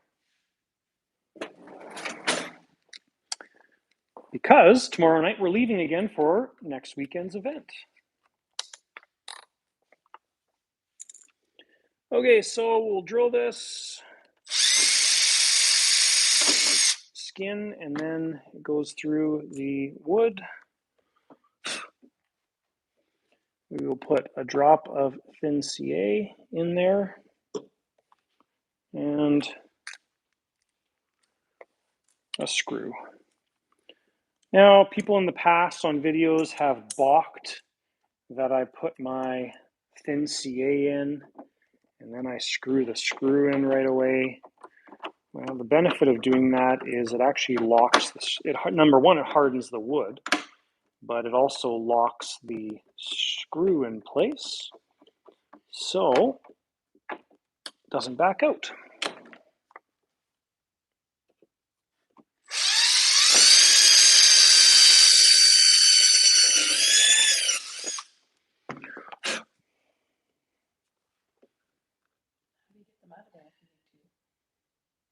They pop out.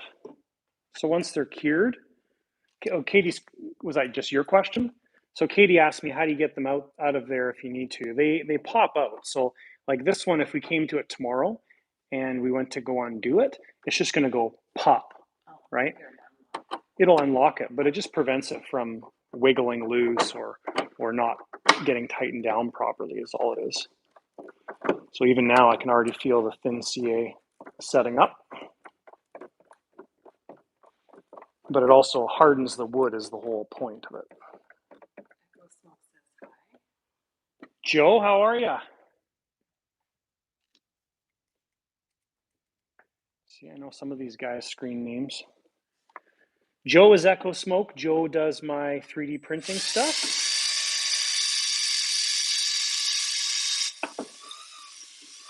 From RC Custom 3D Printing.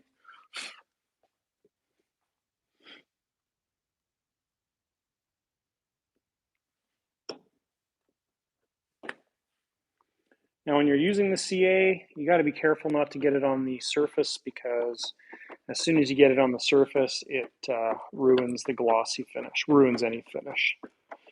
And there's really not a great way to get it out.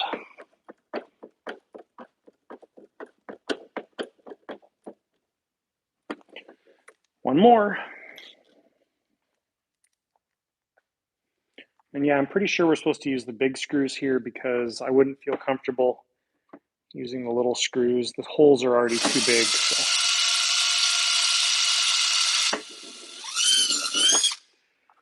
Like the holes in the servo mount.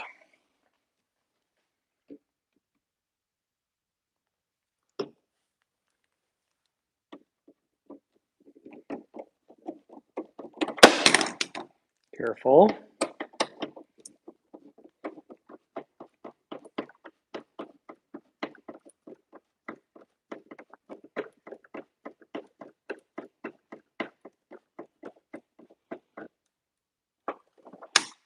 Solid. One down. So that surface is done. It's farting because it's got the rubber ball underneath it.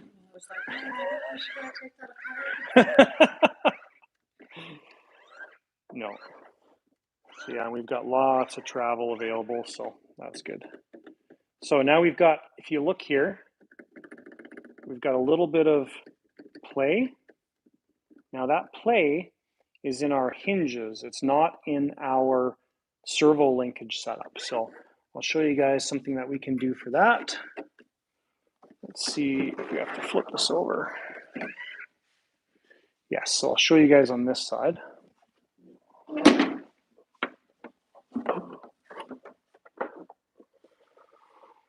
Let me...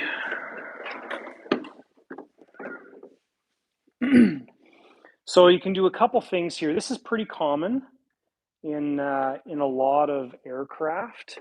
It's not a CARF specific thing. It's kind of common anywhere.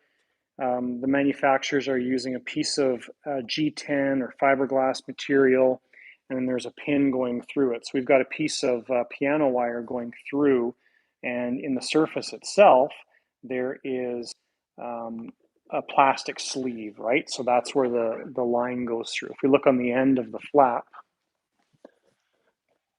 here's an example of what it looks like right here. So the piano wire, we can pull the piano wire out, and the surface is just gonna come off the aircraft. So what happens sometimes from brand new, from over time, is they will develop some play. Now you can fix this a couple different ways. I don't like to do anything to it initially, except what I'm going to show you.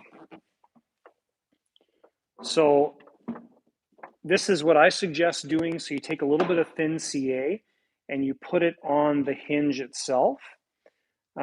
Spray a little bit of kicker on there, and then it's going to take up all the slop and all the play. Once that wears out, you can try doing this trick again. If it does wear out where this doesn't work, then you take a little piece of like the plastic Dubro stuff, you drill these out, and you can put that in there. You can fill it with high sol and drill it out to the proper drill bit size. There's quite a few different options, but generally this takes care of all the issues.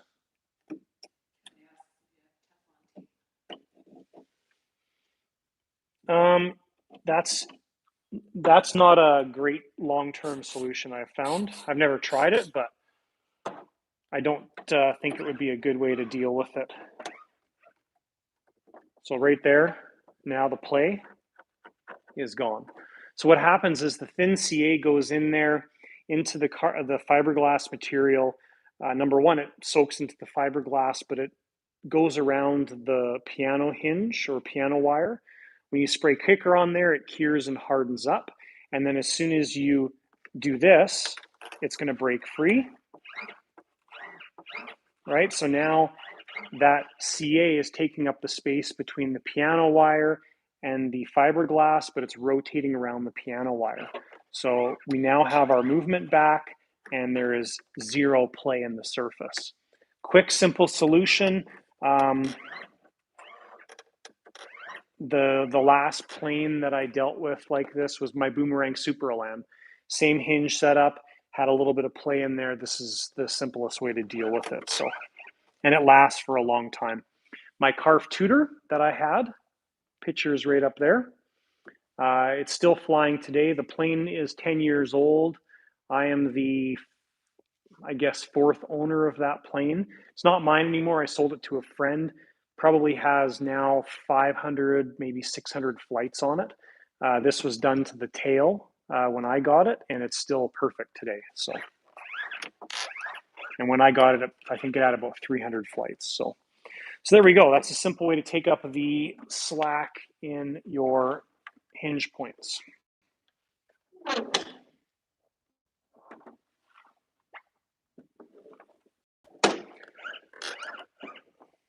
Awesome. Someone else to know when he sees you next week to get some.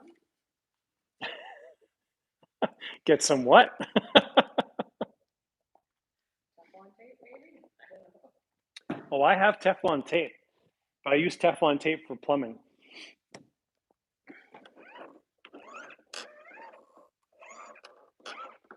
Okay, aileron 1 done. Aileron 2, actually.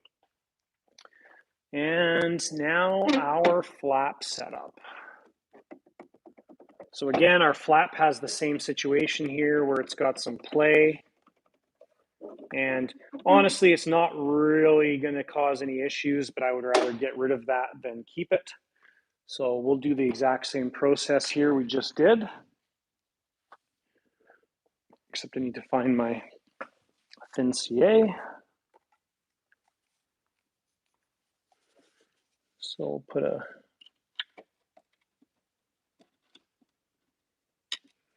drop in there, drop in there, drop in there, kicker, kicker, kicker. Let it do its thing.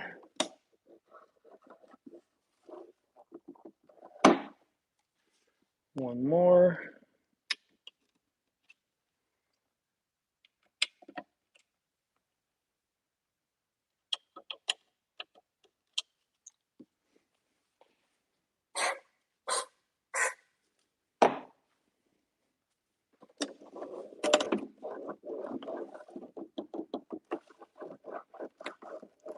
So now the CA is setting up. And all of our play is gone.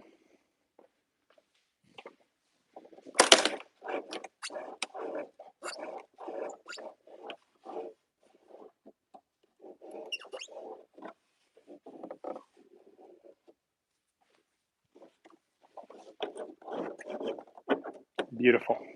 And you can take it one step further too, and you can also take a little bit of oil now at this point. You could put it on there, but it does loosen up nicely. So this one's got a little bit of a squeak if you can hear it. And that's because the flap surface is rubbing against the aileron surface. So if we were to be tricky and go like this, I bet you that squeak.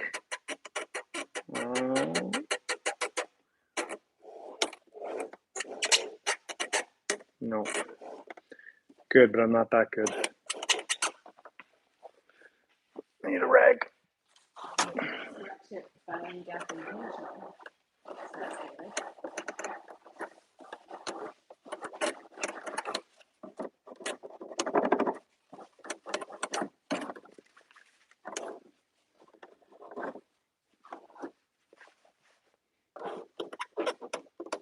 There we go. Okay, so at this point, I would generally do the flap next because I want to get this wing 100% done and complete before moving on to the other wing. So what we'll do is we will start working on the flap. But we only got 5 minutes left for the 2-hour mark. Holy mackerel. That goes by quick. Crazy. Any final questions, guys? We've got 5 more minutes. I'm going to cut these live streams down to 2 hours. I still have video to edit for tomorrow's video, so if you have any questions, now is the time. And then next week, we'll probably do next week's on maybe Wednesday. We'll see how things work out with the week.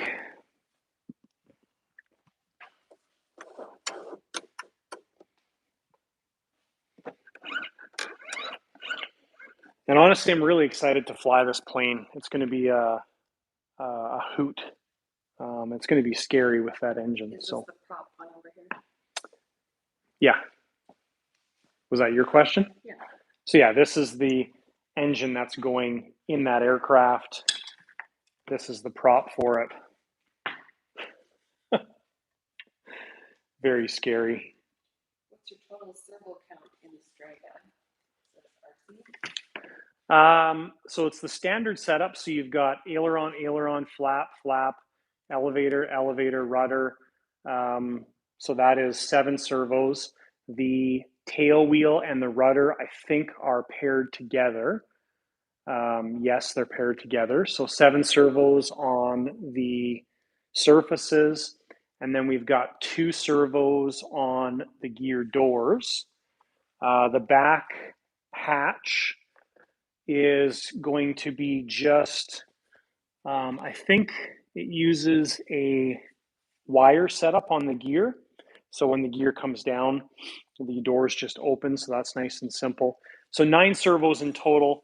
And then you'll see in the video that we actually do on the wing, but we ended up using the tiny little KST servos. I think we talked about that last week in the live stream. So there's the KST servo.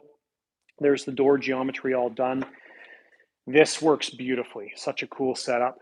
And so yeah, 9 servos. Plus, I guess, you know what, I forgot about the choke and the throttle. So it's actually 11 servos total. Yeah, choke, throttle, and that's all of the servos. Yeah. So, Joseph wants to know where you got your work apron. oh, this. So this is from, I don't know if his logo is still visible.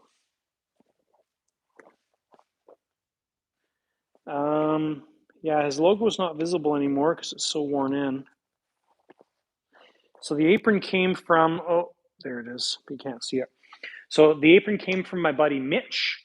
So it's MB Leatherworks. I think he's got a Facebook channel. So M as in Mary, B as in boy. Leatherworks is his channel, or his Facebook page. So he made this for me. I reached out to him. I saw one of his posts one day, and this is going back a few years ago now. And I said I want a leather work apron. I mean, this thing I've had for a few years now, and it's just awesome. I mean, the number of cuts in it and stuff. Like there's glue everywhere. There's cuts all over it from razor knives. I'm sure it saved me lots of T-shirts and lots of cuts. So that's where it came from. There was another guy that ordered one shortly after me, and he actually did the exact same setup with my logo on it. He asked me for permission first, and I was totally fine with it. So that's where I got it from. I love it. I think it's awesome. And Vlad says, thank you for the awesome show. Thanks. So I think that's it, guys. We're just coming up on 2 hours. 2 minutes? Cool. So thanks for participating in this. It's kind of weird for me to be doing this. I think I talked about that last time. It's odd, it's different, it's kind of fun.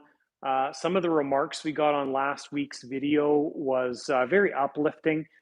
Some guys said that they felt like it was just hanging out in the shop for 2 hours, and that's kind of the intention of all of this. Very often, I'll have some friends close here that just stop in on a Friday or Saturday or whatever, and they spend a couple hours here just hanging out. My buddy Ward comes and usually helps me on Saturdays when we're in the shop, and it's good. It's a fun hangout place, and that's what I kind of wanted to share with you guys. So thank you for watching these live streams. Our goal is to continue doing them weekly, and I think it's fun. It's kind of different, keeps me on my toes, and it's a different side of things. You guys get to see the behind the scenes stuff, and the stuff you're seeing now is stuff that won't come out in videos for a couple weeks. Right now on YouTube, we've got 3 weeks of video already uploaded or close to being uploaded. So yeah, this is all the behind the scenes stuff weeks in advance. So all the more reason to watch it. Thanks guys for watching. Subscribe or get your friends to subscribe. I'm trying to hit that 1,000 subscriber mark on this channel. And that's it. So thanks guys, and we'll see you next week in the next live stream. You got to push the end button.